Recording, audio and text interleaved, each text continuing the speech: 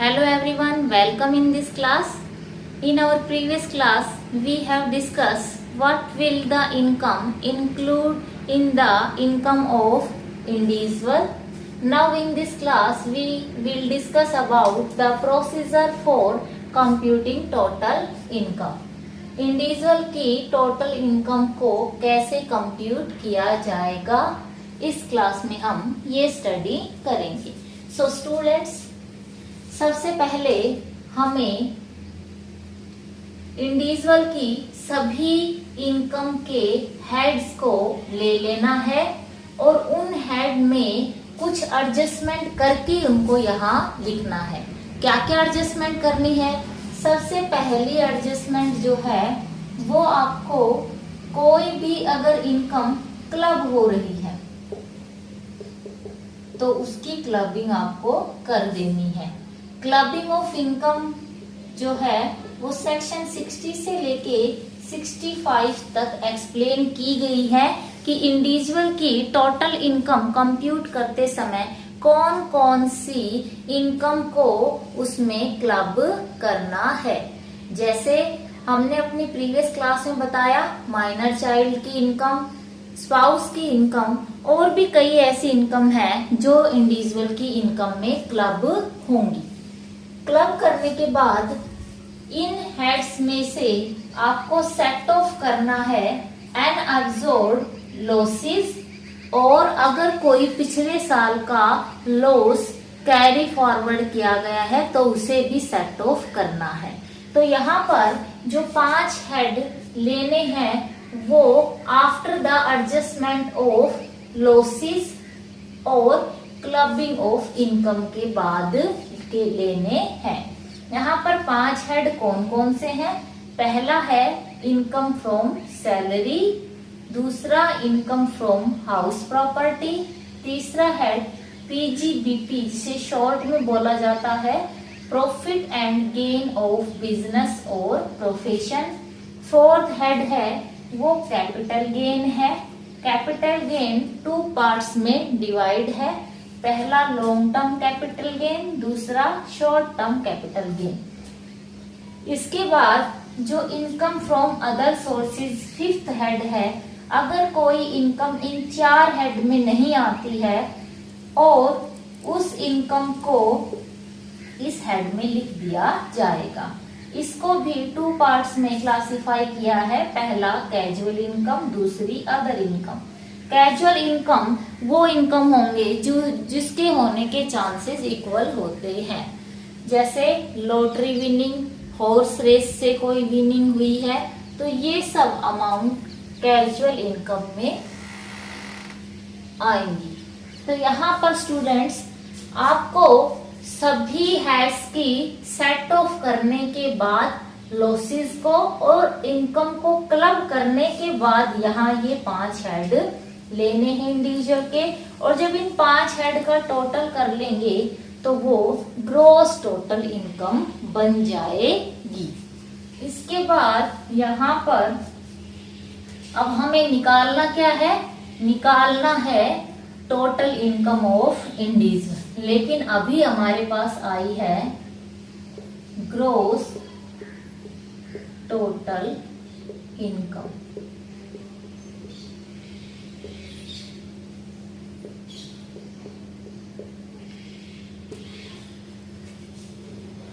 इसमें से हम लेस कर देंगे डिडक्शन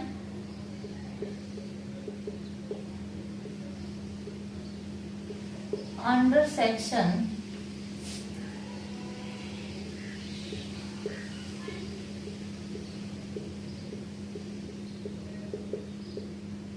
80C से 80U तक जो भी एलिजिबल डिडक्शन है उन डिडक्शन को हम इसमें से घटा देंगे. जब हम डिडक्शन को डिडक्ट कर देंगे तो हमारे पास क्या आ जाएगी?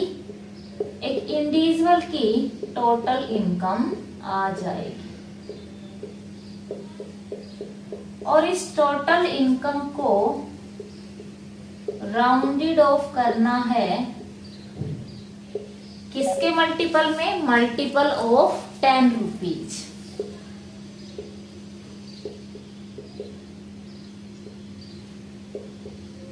₹10 में या 10 के मल्टीपल में इसे राउंडेड ऑफ करना है। इंडिविजुअल की टोटल इनकम की कंप्यूटेशन हम एक प्रैक्टिकल एग्जांपल से समझेंगे। मैंने इलस्ट्रेशन 2 लिया है। इलस्ट्रेशन 2 में असेसमेंट ईयर 2019-20 के लिए इंडिविजुअल की टोटल इनकम कंप्यूट करने का कहा गया है और इसके लिए फॉलोइंग इंफॉर्मेशन है। पहली इंफॉर्मेशन है कि प्रोविडेंट फंड में कंट्रीब्यूशन के बाद और इनकम टैक्स के बाद सैलरी 3,27,000 रुपए है। इनकम टैक्स डिडक्टेड कितना हुआ है सैलरी पे? 3,000। एम्प्लॉय ने कंट्रीब्यूशन किया है आरपीएफ में, रिकॉग्नाइज प्रोविडेंट फंड में 20,000 रुपए।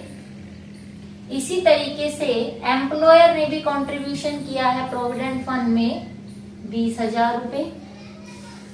प्रोविडेंट फंड में जो कंट्रीब्यूशन किया उस पे इंटरेस्ट मिला है 6200 रुपए और ये इंटरेस्ट 9.5% की रेट से मिला है।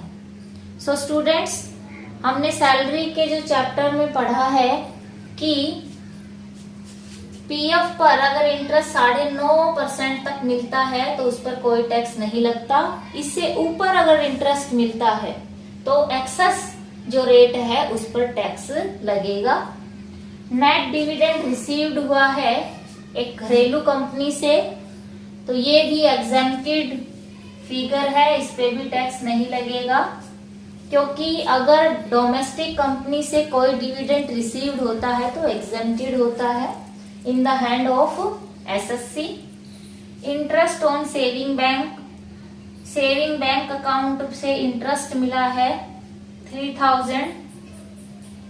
लाइफ इंश्योरेंस प्रीमियम भरी है 2,000 रुपए की। तो यहाँ पर इन इंफॉर्मेशन से हमें इंडिविजुअल की सैलरी का कंप्यूटेशन करना है। नाउ स्टूडेंट्स, जो पूछा है उसको आपने हेडिंग बना लेना है। यहाँ पर इंडिविजुअल की टोटल इनकम पूछी है।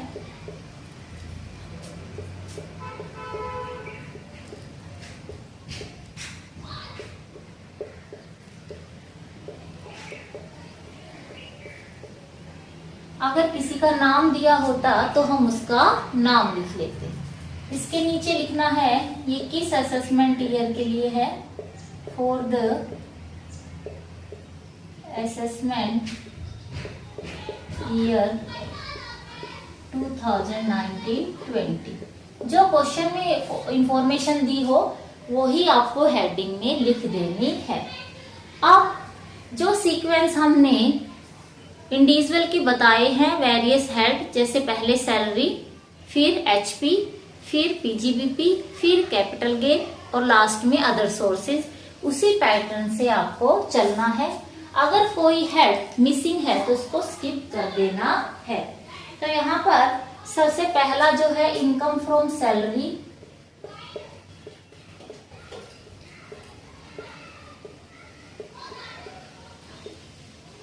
और यहाँ पर सैलरी रिसीव्ड।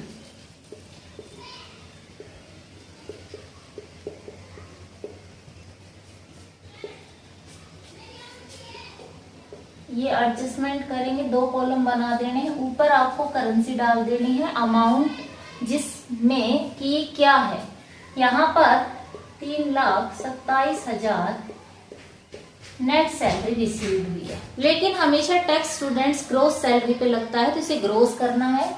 इसमें हम ऐड कर देंगे जो टैक्स डिडक्ट हुआ है, डिडक्टेड टैक्स है उसे ऐड कर देना है, और डिडक्टेड टैक्स की अमाउंट 3,000 है। इसके बाद इसमें एम्प्लॉय का कंट्रीब्यूशन कटा है प्रोविडेंट फंड में, contribution in PF of employee और ये 20,000 है। एम्प्लॉय का जो कंट्रीब्यूशन है पीएफ में वो हमने ऐड कर दिया और ये अमाउंट आ गई 3,50,000। अब इसमें से स्टैंडर्ड डिडक्शन घटाएंगे।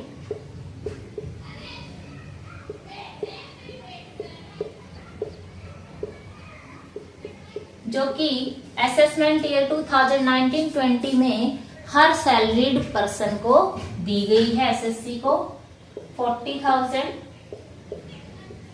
ये अमाउंट है 3,10,000 और इसको यहां लिख दिया जाएगा। तो सैलरी हेड हमारा कंप्लीट हुआ। इसके बाद नेक्स्ट हम देखेंगे कि क्या हाउस प्रॉपर्टी हेड्स के रिगार्डिंग कोई इंफॉर्मेशन दी गई है। अगर नहीं दी गई तो उसे स्किप कर देना है। नेक्स्ट हेड पीजीबीपी होगा। पीजीबीपी के रिगार्डिंग इस क्वेश्चन में कोई भी इंफॉर्मेशन नहीं दी गई है। अगला हेड कैपिटल गेन होता है, उसके रिगार्डिंग भी कोई इंफॉर्मेशन नहीं है।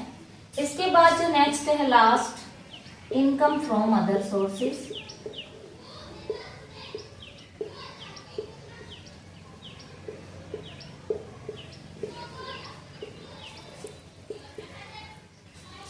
इनकम फ्रॉम अदर सोर्सेज में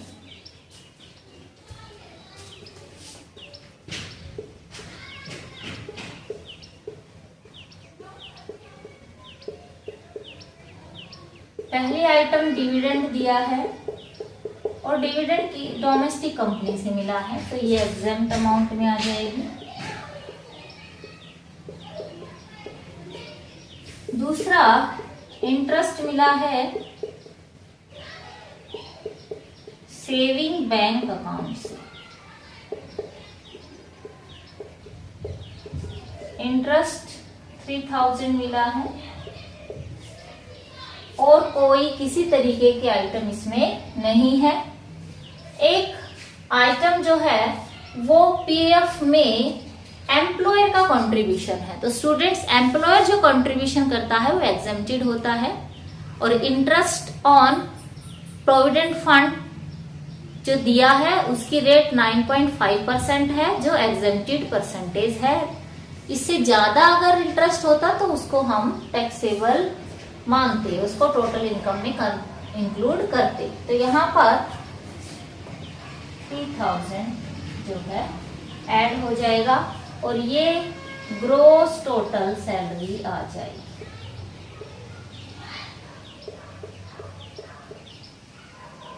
gross total income 3,13,000। But students, हमें निकालनी क्या है? Total income. तो यहाँ पर हम ग्रोस टोटल इनकम में से डिडक्शन देंगे, जो भी एलिजिबल डिडक्शन है यहाँ लिखेंगे। ग्रोस टोटल इनकम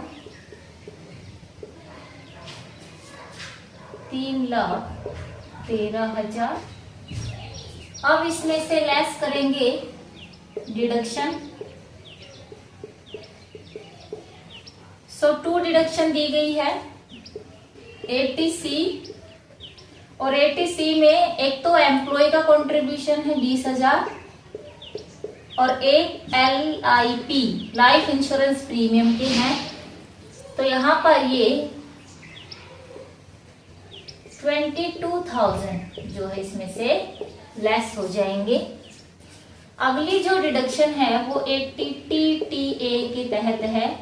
अगर कोई इंडिविजुअल को सेविंग अकाउंट से इंटरेस्ट मिलता है तो अंडर सेक्शन 80TTA के तहत 10,000 तक उसमें छूट मिल सकती है, या जितना 10,000 से कम अमाउंट है तो जितना अमाउंट है उतने की छूट इसमें से मिल जाएगी। तो यहाँ पर 3,000 जो है इसमें से लेस हो जाएंगे।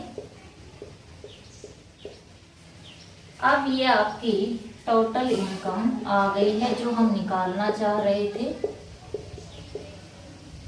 इसमें से 25,000 जब हम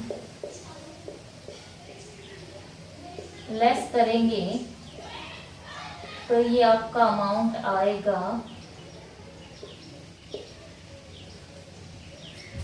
2,88,000। सो स्टूडेंट्स, इस क्लास में हमने देखा कि किस तरीके से इंडिविजुअल की टोटल इनकम को कंप्यूट किया गया। हमने प्रैक्टिकल की हेल्प से उसे समझा। I hope you got it. हम अपने नए टॉपिक के साथ नेक्स्ट क्लास में आपसे मिलेंगे। तब तक के लिए